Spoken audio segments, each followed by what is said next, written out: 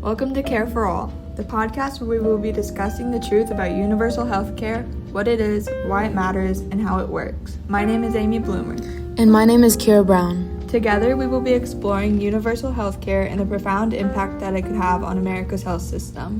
We will speak to experts, share real-life stories, and answer any questions that you may have about what universal health care could do for you and your community. So join us as we explore the principles, the challenges, and the potential of universal health care. What is universal health care? According to the World Health Organization, universal healthcare coverage means that all people have access to the full range of quality healthcare services they need without financial hardship. This includes services such as health promotion, prevention, treatment, rehabilitation, and palliative care. When looking at healthcare systems around the world, the United States stands out from other countries. Unlike other high-income nations, there is no universal healthcare coverage. Instead, the United States operates on a system of private insurance, employer-based plans, along with the government programs such as Medicare and Medicaid. Many United States citizens currently pay for health insurance in order to prevent financial hardships in case of emergencies. Health insurance works as a financial agreement between two individuals, their employer, and an insurance company which covers needed medical expenses. The way that this works is that the individual pays a monthly fee, also known as the premium, to the insurance company. These plans often cover some expenses, but not all.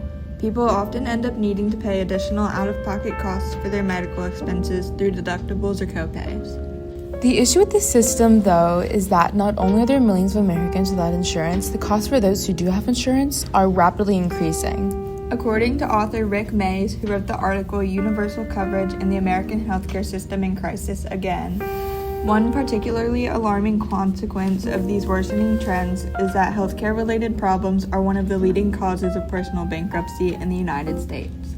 Upwards of 600,000 individual cases in 1999, or nearly 50% of the total number of non-business bankruptcy filings, were traceable to one or more of these problems: lack of insurance, insufficient health insurance, and/or substantial medical bills. As our economy continues to grow and change, especially after policy changes made during the recent election, the United States is not in a position economically to effectively run on a system where people are expected to pay for all medical expenses and insurance all on their own. In order to gain further insight in the effects of our healthcare system, Amy and I interviewed University of Cincinnati Medical Center social worker Lisa Bloomer. Lisa has 17 years of experience working in this field and has experienced many different situations with people from all walks of life. The hospital serves a diverse demographic of people within the tri-state area. When asked the question, how do you think that universal health care would impact the accessibility of care for a lower-income patient, Bloomer responded, universal health care could impact more than just the lower socioeconomic patients.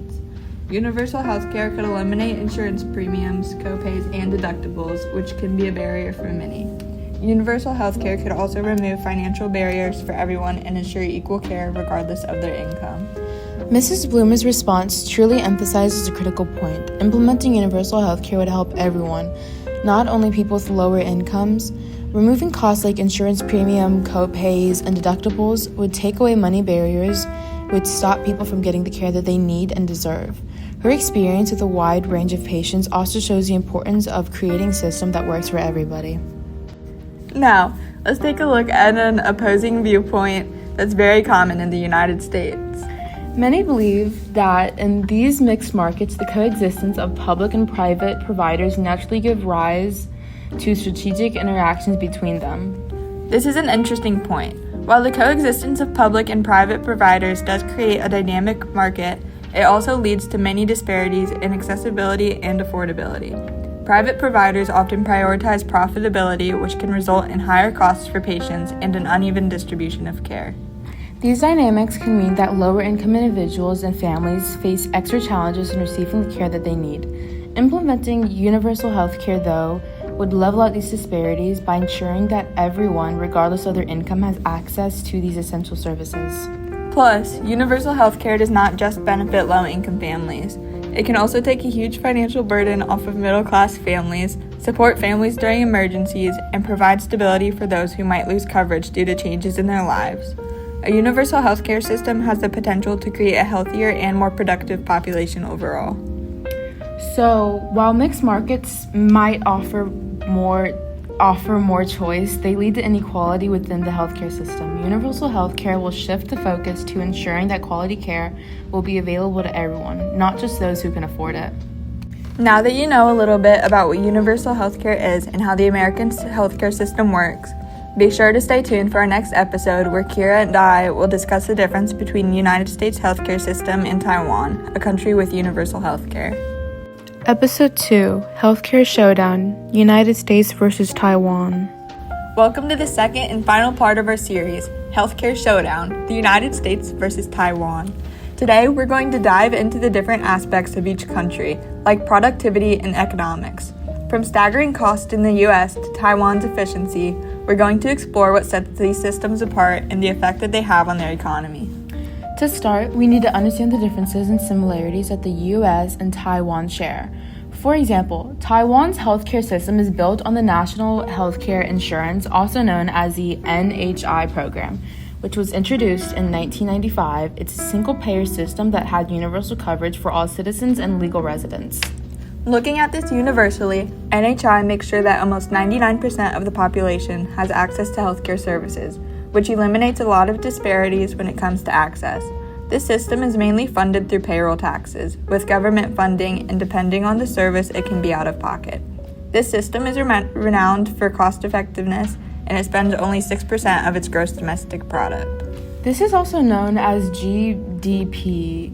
This essentially means that the value of finished goods, and in this case services, which are produced in the country's borders during a period, which can be normally a year. As Amy was saying, Taiwan has been getting good outcomes like their high life expectancy and their low infant mortality rate. But when it comes to the United States healthcare systems, it's based on a hybrid model, meaning that we combine public and private sectors. According to Stephen Wagner, who wrote The United States Healthcare Systems Overview, Driving Forces, and Outlook for the Future, the United States healthcare system, as we have seen, is both enormous and highly complex. It represents almost 20% of our economy and plays a literal life or death role in our lives. This quote itself displays the level of power healthcare holds on us and why we should work to prioritize it and alter our policies to aid accessibility. It's seen as the most expensive system globally, which consumes about 70% of the GDP. But even with this, it still struggles with inefficiencies, disparities, and gaps in access. This leaves about 8.5% of the population uninsured. Once you understand the difference between the U.S. and Taiwan's healthcare system, it is easier to understand the various policies, costs, and the access the citizens have. Taiwan is praised for its emphasis on equal access and preventative care, which contributes to their efficiency and effectiveness. Meanwhile, in the U.S., we have rapid advancements in technology.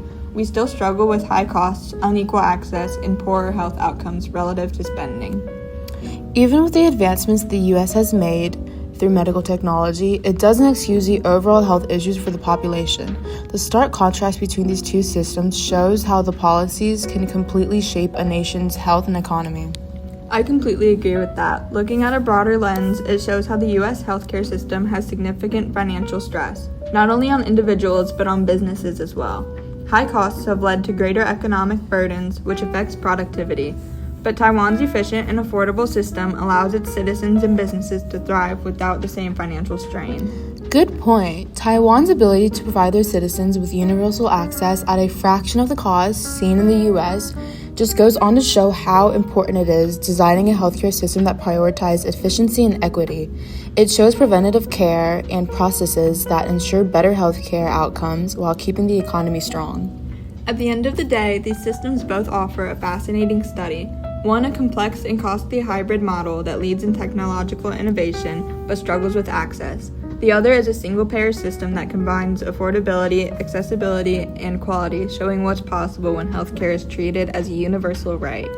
This is where the actual healthcare showdown is seen, not in comparing statistics, but in seeing how these systems impact the daily lives of their citizens and shape the future of their economies. This can be seen as a reminder that healthcare is as much about the people as it is about the policies.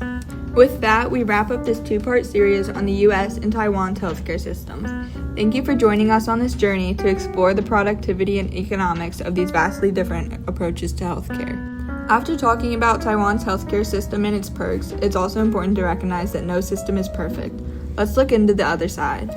I completely agree. While Taiwan's national health insurance is often praised, it has had its challenges. According to Vadate Amin and others, middle-income countries like Taiwan, despite implementing universal healthcare systems, encounter significant challenges due to economical constraints that lead to uneven access to specialized care and inadequate training resources.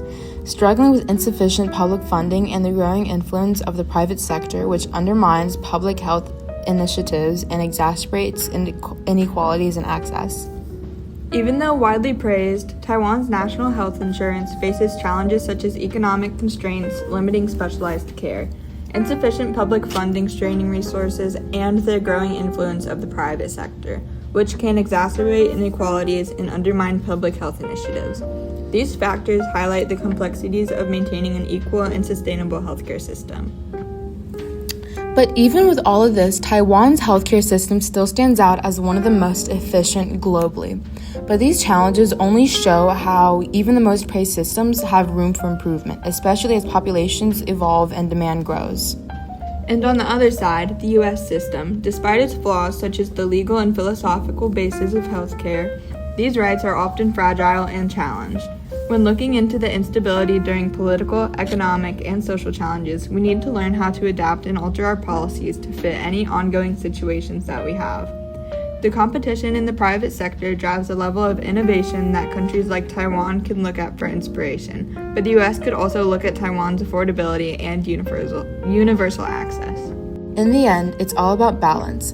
Neither system is flawless. Both have their strengths, and both also face challenges that come with their structural choices and economical priorities. The real question is, what can these systems learn from each other? That's a great way to wrap it up. Looking at healthcare systems isn't just about finding faults or praising successes.